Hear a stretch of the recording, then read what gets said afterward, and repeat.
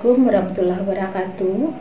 Halo Ananda semua, ketemu lagi dengan Teacher Khas dalam mata pelajaran perencanaan bisnis. Untuk kali ini kita membahas materi tentang langkah-langkah membuat strategi pemasaran. Merupakan gambaran besar mengenai hal-hal yang akan dilakukan oleh perusahaan di suatu pasar. Nah, strategi pemasaran yang baik akan berpengaruh terhadap kinerja perusahaan untuk memperoleh keuntungan. Dalam membuat strategi pemasaran, ada beberapa langkah-langkah yang harus dilalui oleh seorang wirausaha. Nah, apa saja langkah-langkah yang harus dilakukan untuk membuat strategi pemasaran?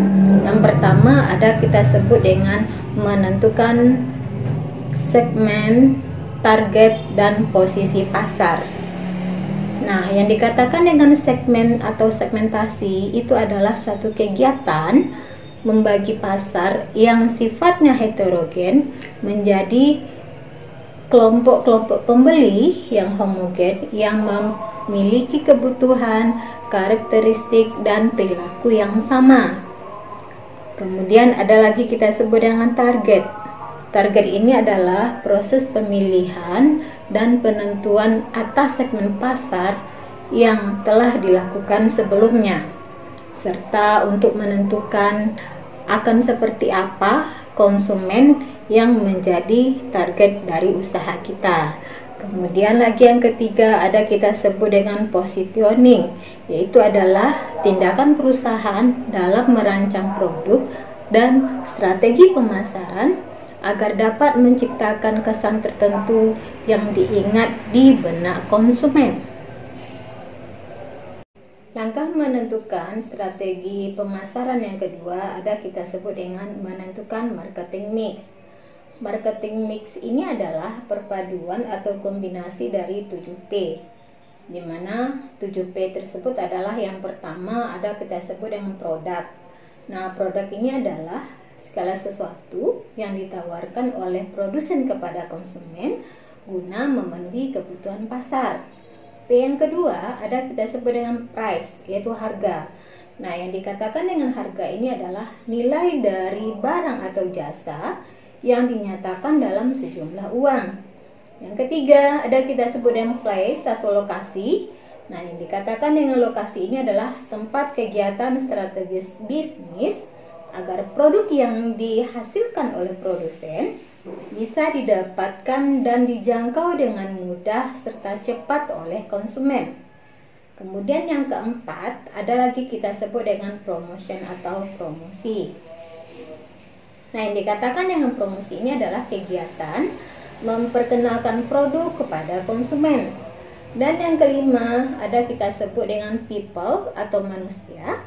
Nah, yang dikatakan dengan people ini adalah orang yang terlibat dalam proses produksi, dari produksi, distribusi, hingga penerimaan produk oleh konsumen. Dan yang terakhir ada lagi kita sebut dengan visual evidence, yaitu perangkat yang dibutuhkan untuk mendorong penampilan dari suatu produk. Nah, biasanya ini berkaitan dengan kemajuan teknologi. Strategi pemasaran yang sudah kita susun ada kalanya berubah.